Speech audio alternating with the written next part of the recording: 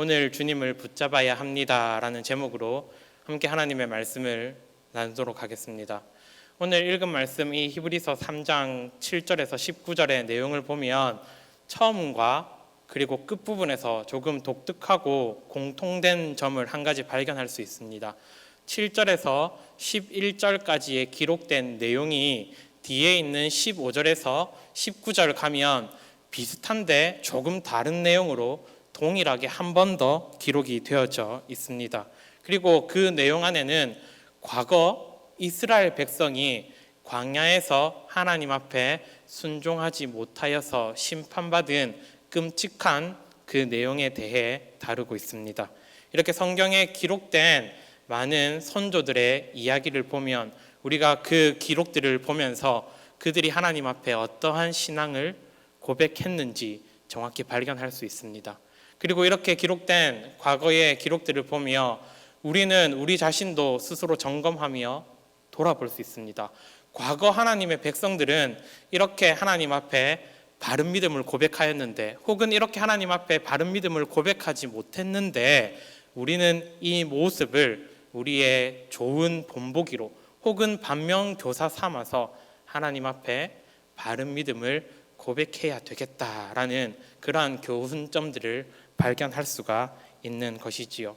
오늘 이 시간 이 히브리서의 말씀을 통하여서 과거 조상들의 잘못된 모습을 보며 우리는 오늘 이 시간 하나님 앞에 어떠한 믿음을 고백해야 하는 것이 마땅한지 한번 지금부터 살펴보도록 하겠습니다. 본문 7절부터 시작하여서 11절까지의 내용은 구약 성경인 시편 95편을 인용하고 있습니다. 그리고 이 시편 95편의 내용을 보면 앞서 언급했던 것처럼 과거 이스라엘 백성이 광야에서 하나님 말씀에 불순종했었던 좋지 않은 모습에 대해 다루고 있습니다. 가데스 바네아에서 백성들은 그들을 애굽에서 건져내시고 광야에서 인도하셨던 그 하나님을 신뢰하여서 약속의 땅으로 들어가야 함이 마땅했습니다. 그러나 그렇게 하지 않았죠. 8절의 말씀을 보면 그들은 마음을 완고하게 하였습니다. 그렇게 한 결과 9절을 보니 이들은 하나님의 노여움을 샀더라라고 평가하고 있죠. 그리고 이들의 이러한 악한 모습은 결국 어떻게 끝이 나버리고 맙니까? 말씀을 보면 방황하고 광야에서 소멸하게 되었더라. 끔찍한 그들의 결과를 성경은 정확히 우리에게 기록하고 있습니다. 하나님께서는 이런 백성들을 가르쳐서 민수기 14장에서 모여서 나를 거역하는 악한 회중이다 라고 평가하셨습니다. 모여서 나를 거역하는 악한 회중, 이 말씀을 그의 인도함을 받았던 백성들에게 하셨습니다. 그런데요, 이 악한 백성들이 결국 누구입니까? 바로 가장 가까이에서 하나님의 은혜를 입고 가장 가까이에서 하나님의 기적을 경험했었던, 하나님의 인도함을 받던 자들이었습니다. 그래서 9절 말씀에서 이렇게 기록을 하고 있죠. 이 백성들은 40년 동안 나의 행사를 보았느니라. 이 악한 회중들은 무려 40년 동안 하나님이 일하신 모든 것들을 눈으로 보았고 경험했었던 하나님의 백성들이었습니다. 이 40년 동안 나의 행사를 보았느니라 라는 말 안에는 순종하지 아니함으로 심판을 받은 내용도 포함이 되어져 있지만, 그 40년 동안 광야 생활 동안 입히시고 먹이시며 지켜 보호하셨던 그 하나님의 모든 돌보심에 관한 내용도 포함하고 있습니다. 그렇기에 이들은 불평과 원망으로 그 광야에서 소멸하는 끔찍한 최후가 아니라 기쁨과 감사함으로 약속의 땅, 참된 안식을 누려야 했었던 하나님의 거룩한 백성으로 기록되어져야 함이 마땅했지요. 하지만 명령 앞에 순종하지 못하였습니다. 불신앙을 고백함으로 끔찍한 최후를 맞이했다라고 오늘 읽은 앞부분의 내용에서 정확히 이야기를 하고 있지요. 결론적으로 방금까지 살핀 이 7절에서 11절까지의 내용은 우리에게 정확히 교훈합니다. 과거에 하나님의 백성들은 하나님 앞에서 불신앙을 고백했었던 거룩하지 못했던 자들이다. 너희는 이것을 반면 교사 삼아서 너희의 믿음을 오늘 하나님 앞에서 거룩하게 바르게 고백해야 함이 마땅하다라는 정확한 가르침을 우리에게 줍니다. 읽은 말씀인 7절에서 이 11절까지의 내용은 한 가지 독특한 점을 가지고 있습니다.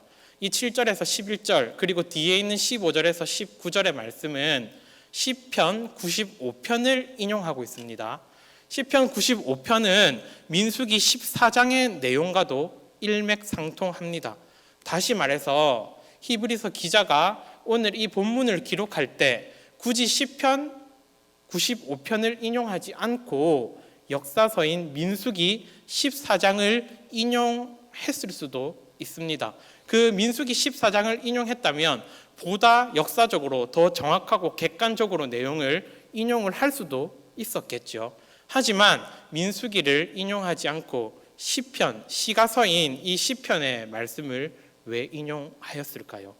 의도하고 있는 바가 있기 때문입니다. 만약 민수기의 말씀을 오늘 히브리서에서 인용했다면 비참한 결과, 결국 하나님 앞에서 이스라엘 백성이 불순종한 그 결과 이들은 심판받고 소멸했다. 그것으로 끝이다. 라는 이러한 끔찍한 결론을 그저 인용할 수밖에 없었겠지만 시편은 그런 역사서가 아니죠. 하나님을 찾고 하나님을 노래하는 문학이 바로 시편입니다. 하지만 그 안에 백성의 불순종과 하나님의 심판이 있었지만 그럼에도 불구하고 하나님을 찾고 너희가 하나님을 노래하면 너희는 그 끔찍한 결과가 아닌 새로운 다윗의 시대를 살아가고 있는 자들이므로 너희는 그 경고로 끝나는 것이 아니라 새로 기회를 부여받은 자들이므로 너희는 참된 약속의 땅 안식을 누릴 수 있는 기회를 얻은 자들이다. 이것을 바로 히브리서의 기자가 시편을 인용함으로 오늘 우리에게 이 사실을 이야기하고 있습니다.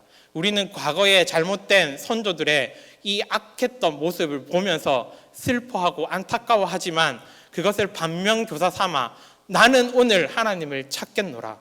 나는 오늘 하나님을 부르겠노라. 그 하나님을 찾고 믿음을 고백함으로 우리의 결국, 우리의 나중은 바뀌고 하나님이 기뻐하시는 아름다운 결국을 맞이할 수 있음을 우리는 꼭 기억해야 할 것입니다. 그리고 오늘 이 말씀을 읽는 가운데 우리는 하나님 앞에서 고백해야 할 것입니다. 무엇을 고백해야 하겠습니까?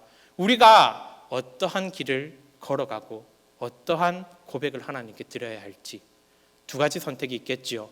첫 번째는 과거 이 민수기의 내용의 근간이 되는 백성의 불순종한 그 모습을 우리도 따라갈 것인지, 그것이 아니라면 하나님이 기회와 은혜를 베풀어 주셨으니 우리의 결국은 이들과 달리 하나님이 기뻐하시는 저 영원한 천국에서 하나님과 영원히 소멸하지 않고 사라지지 않는 복된 인생을 살아갈 것인지 우리는 하나님 앞에 우리의 믿음을 바르게 분명 고백해야 합니다. 그러면 본문을 통하여서 우리는 어떻게 믿음을 하나님께 고백드리면 좋을까요? 말씀을 근거로 하여서 이렇게 답할 수 있습니다. 오늘 우리는 성령의 음성을 듣고 그 음성에 순종하는 삶을 살아가면 됩니다. 읽은 말씀인 7절과 13절 두 절의 말씀을 우리가 한번 같이 읽어보겠습니다. 7절의 말씀과 13절의 말씀입니다. 같이 읽겠습니다. 시작.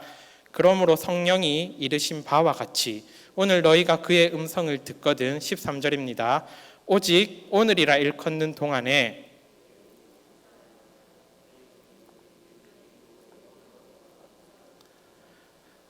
아멘. 이 7절과 13절의 말씀을 요약하면 이렇게 정리할 수 있습니다. 오늘 너희가 성령의 음성을 듣거든 오늘 너희는 그 음성에 순종하여 매일 피차 권면하여 너희의 믿음을 지키라. 이렇게 말씀을 요약할 수 있습니다. 그러면 오늘 우리는 어떻게 성령의 음성을 들을 수가 있을까요? 여기 있는 우리 모두는 성령의 음성을 들을 수 있습니다. 오늘 이 시간 우리는 이 하나님의 말씀을 듣고 아멘으로 화답할 수 있죠. 이것이 바로 성령이 주시는 믿음이요, 성령이 우리에게 주시는 음성에 해당합니다. 하나님의 말씀을 듣고 믿음으로 아멘으로 고백할 수 있으므로 우리 모두는 하나님의 음성을 듣는 자들입니다. 그러면 순종함으로, 이 말씀에 순종함으로 우리의 믿음을 지켜나가야 하는데 어떻게 이 믿음을 지키면 되겠습니까? 13절에서 그 믿음을 지키는 방법을 우리에게 잘 가르쳐 주고 있습니다. 13절의 말씀을 보니까 이렇게 이야기합니다. 오늘이라 일컫는 매일매일의 삶 가운데 서로 권면하여서 우리의 믿음을 지키고 죄의 유혹에서 완고하게 되지 않도록 하라라고 정확한 가르침을 우리에게 주고 있습니다. 7절과 13절에서 강조하고 있는 한 가지 단어가 있습니다. 7절을 보면 오늘 너희가 그의 음성을 듣거든 이라고 말할 때 바로 오늘입니다. 13절의 말씀을 보면 제일 앞부분에 이렇게 기록을 하고 있죠. 오직 오늘이라 일컫는 동안에 말씀으로 서로 권면하라. 무엇을 강조하고 있냐 하면 바로 오늘 우리가 이 시간에 하나님 앞에 믿음을 바르게 고백하는 것이 중요합니다. 과거에 나 예수님 잘 믿었는데, 과거에 나 청년부 회장도 하고, 과거에 나 헌금도 많이 했는데, 과거의 신앙은 그저 과거의 신앙일 뿐입니다. 과거에 하나님을 잘 믿었던 오늘 이스라엘 백성의 모습의 최후는 어떠했습니까? 결국 소멸하는, 사라져버리는 신앙이었습니다. 그러면 내일 내 신앙을 하나님 앞에 잘 고백하면 되겠지. 이번 주에 바쁜 이 일만 잘 처리해놓고 나 하나님 잘 믿으면 되겠지. 우리의 신앙을 내일로, 앞으로도 미루어선 안 됩니다. 오늘 읽은 말씀에서는 오늘 이 시간 매일의 삶 가운데 하나님을 바르게 고백해야 하는 그 중요성을 강조하고 있습니다. 더욱이 이것은 썬데이 크리스찬으로 살아가는 매 주일만 하나님 앞에 뜨거움을 고백하는 그들에게도 좋은 어떤 경고의 메시지가 됩니다.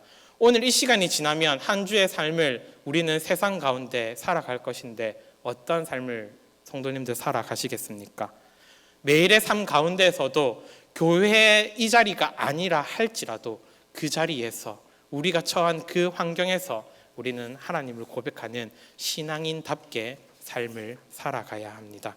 특별히 13절 말씀 가운데 매일 서로 피차 권면하라라는 이 말씀 가운데 권면하여라는 이 동사를 또한 눈여겨 보아야 합니다.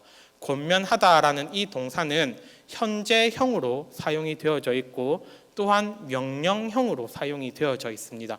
무슨 말이냐 하면 서로 권면하는 것은 현재형으로 오늘 우리가 서로 권면해야 합니다. 오늘 이 시간에 사랑하는 나의 식구와 나의 어떠한 옆에 있는 이웃이 예배 자리를 지키지 못했다면 오늘이 가기 전에 말씀으로 권면하며 예배 자리에 나오지 않으셔서 연락드렸습니다. 우리 수요일에는, 금요일에는 새벽 기도의 자리에서는 꼭 만납시다라고 말씀으로 서로 권면하고 기도하는 이 현재의 삶을 서로 권면하기에 힘써야 합니다. 또한 명령어로 사용되었죠. 이것을 우리가 서로 권면하든지 나는 피곤하고 귀찮으니까 알아서 저 성도님 스스로 신앙생활 잘 하겠지, 내가 선택을 하든 선택을 하지 않든 이것을 말하는 것이 아닙니다. 명령을 받은 우리는 하고 싶든 하고 싶지 않든 귀찮든 피곤하든지 간에 내 옆에 있는 지체의 믿음을 위하여서 기도하고 반드시 말씀으로 권면하는 이 명령 앞에 순종해야 합니다. 반드시 기억하십시오. 오늘을 살아가는 매일의 삶 가운데 우리는 나의 신앙을 먼저 든든히 고백하며 옆에 있는 성도들의 신앙을 위해 권면하기에 힘쓰는 하나님 앞에 바른 믿음을 고백하는 자들로 살아가야 합니다. 그리고 이어지는 14절의 당부에서 이 믿음을 어떻게 이어가라 말하고 있습니까? 14절의 말씀에서 이렇게 이야기를 하고 있죠. 우리의 이 확신한 것을 끝까지 이어가라, 견고하게 이어가라 라고 14절에서 이야기하고 있습니다. 다시 말해 히브리서의 기자는 우리의 믿음을 오늘뿐만 아니라 내일로 이어지도록, 앞으로 이어지도록 끝까지 견고하게 붙들어라 말을 하고 있는데, 이것은 오늘 본문 앞에 있는 6절에서도 비슷하게 다루고 있습니다. 6절의 말씀을 보면 우리 소망의 확신과 자랑을 끝까지 굳게 잡으라라고 이야기를 하고 있기 때문이죠. 여기 있는 저와 우리 모든 성도님들을 나는 예수를 믿습니다라고 고백합니다. 그렇죠. 내일이 되면 어떻습니까? 나는 내일은 예수 믿는 거 조금 고민해 봐야 되겠습니다. 그렇게 우리는 우리의 신앙을 흔들거나 우리의 신앙이 연약해지지 않습니다. 분명 과거 이스라엘 백성 또한도 그랬을 것입니다. 그들을 애굽에서 건져내어 주실 때만 해도, 홍해를 가르시고 그들을 도와주셨을 때만 해도, 그들에게 만나를 허락하고 하늘의 양식을 주셨을 그때만 해도 그들은 눈을 들어 하나님을 바라보아야지, 내가 하나님을 붙들어야지 라는 믿음을 고백했는데, 시간이 지나버리자 하나님을 바라보는 그 믿음이 사그러져 버렸습니다. 이것을 보면서 오늘 히브리서의 기자는 이제 우리에게 권면합니다. 너희의 확신한 것을, 주를 믿는 그 믿음을 끝까지 견고하게 고백해라. 이것이 중요하다라는 것입니다. 더불어 이 믿음은요, 나만 끝까지 견고하게 붙잡고 가선 안 됩니다. 어떻게 해야 할까요? 나와 함께하는 여기 있는 우리 모두가 이 믿음을 끝까지 붙잡고 가야 합니다. 그것을 본문에서 이러한 말들로 강조하고 있습니다. 12절을 보면 형제들아라고 다수를 지칭하면서 믿음을 지킬 것을 이야기합니다. 13절을 보면 너희 중에, 너희들 중에라는 또한 다수를 지칭하는 말이 있죠. 이어서 14절을 보면 우리가 예수를 견고히 잡아야 한다. 바로 다수를 뜻하는 우리라는 말을 사용하고 있습니다. 정리를 하자면 형제들아, 너희들아, 우리가라는 이러한 표현들을 통하여서 여기에 있는 우리 모두, 나의 구역과 나의 교구와 우리 제일영도교회 모든 성도가 함께 끝까지 이 믿음을 붙잡고 나가는 것이 중요하다라는 공동체적인 믿음을 강조하고 있습니다. 히브리서에서는 이것을 또한 여러 곳에서 발견할 수가 있습니다. 히브리서 3장 1절을 보면 무리를 향하여서 하늘의 부르심을 받은 자들아 이렇게 말을 합니다.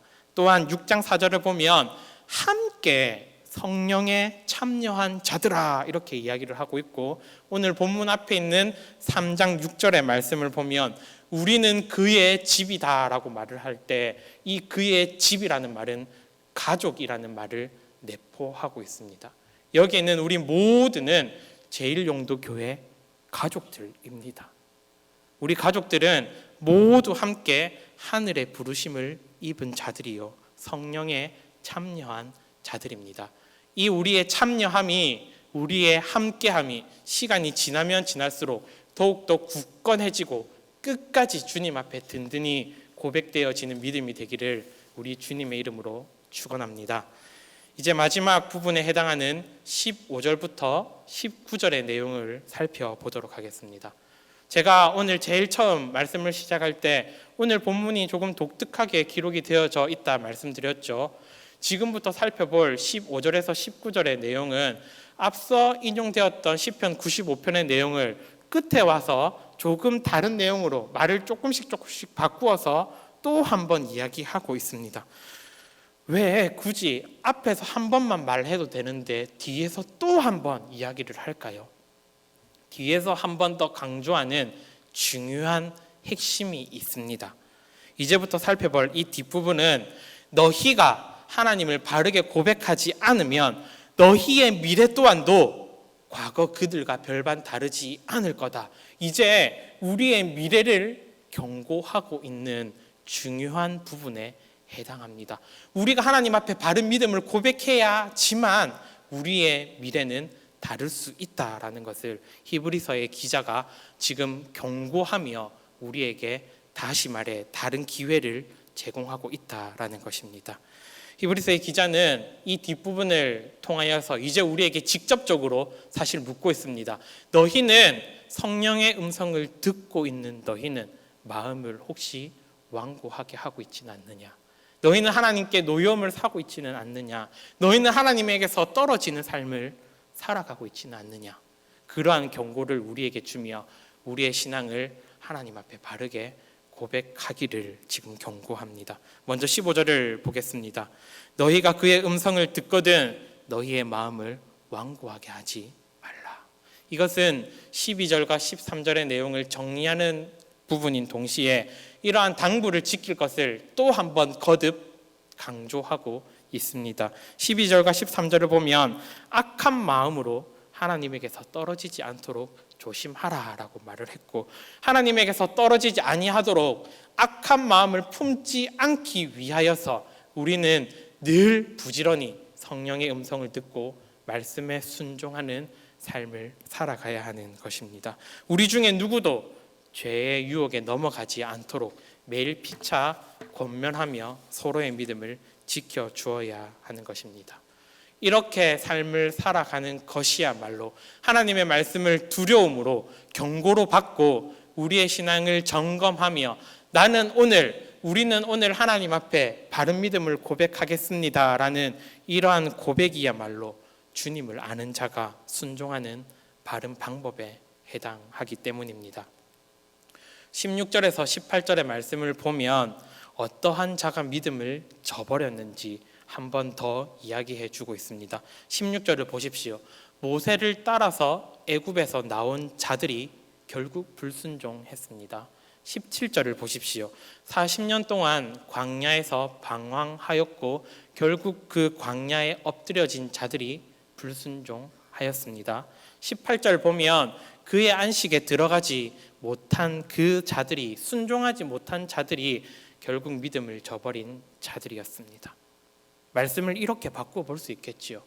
참으로 안타까운 것은 애굽에서 나온 모든 자들이 누구입니까? 하나님의 이적을 경험했던 자들이었습니다. 17절에 기록된 대로 40년 동안 광야에서 방황하던 자들이 누구였습니까? 하나님의 경고를 듣고 갈렙의 경고를 들었던 이 사람들이 결국 광야에 엎드려져 버렸습니다. 18절 말씀처럼 안식에 들어가지 못했던 이 사람들은 누구입니까? 바로 출애굽과 광야에서 하나님의 인도하심을 받았던, 하나님을 가장 가까이에서 누구보다도 눈으로 경험했었던 이 사람들이, 은혜를 누린 자들이 하나님을 저버렸습니다. 끔찍한 결국을 맞이했습니다. 하나님의 은혜를 입고서도 말이죠. 이 끔찍한 최후를, 이 끔찍한 결론을 보여주며 마지막 15절에서 19절을 당부가 우리에게 주는 강력한 경고의 메시지는 무엇일까요? 오늘 우리도 이들처럼 하나님의 은혜를 입고 살아갑니다.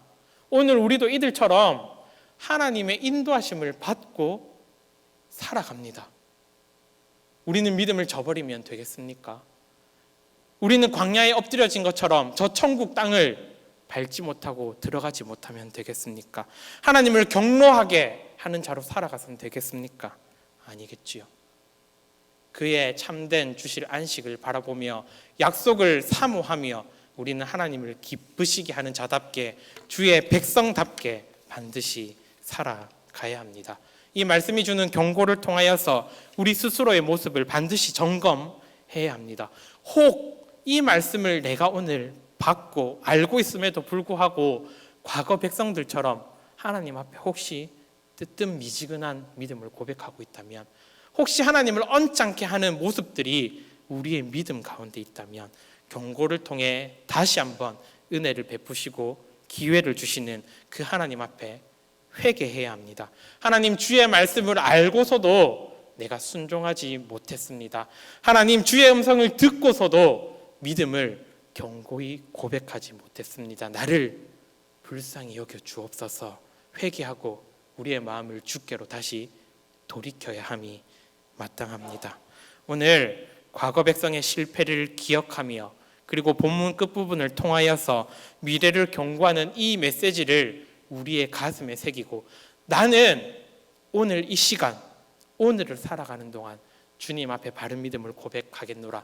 나뿐만 아니라 나와 함께하는 사랑하는 지체들과 함께 저 천국을 향하여 한 걸음 한 걸음 나아가겠노라. 하나님이 기뻐하시는 백성의 고백이 저와 성도님들의 고백이 되기를 주님의 이름으로 소망합니다. 오늘 말씀을 맺겠습니다. 우리의 믿음을 오늘 바르게 고백하되 끝까지 견고하게 지켜나가는 것, 하나님을 아는 우리 모두의 의무이자 책임입니다. 특별히 오늘 본문에서 기록했었던 오늘이라는 이 단어를 꼭 기억하십시오. 우리는 오늘 아침에 일어나서 양치를 하고 밥을 먹고 머리를 손질하고 깨끗한 옷을 입고 이 자리에 나왔습니다. 살아있다라는 증거죠. 우리의 믿음이 하루를 시작하며 양치를 하고 밥을 먹고 단장하고 깨끗한 옷을 입는 생동감 있는 이러한 믿음, 살아있는 믿음으로 하나님 앞에 날마다 뜨겁게 고백되어지는 아름다운 믿음이 되기를 소망합니다. 이 믿음을 나만 고백하는 것이 아니라 사랑하는 우리 모든 제일영도교회 성도들과 뜨겁게 이 믿음의 경주를 아름답게 완주해 갈 수 있기를 우리 주님의 이름으로 소망합니다. 아멘.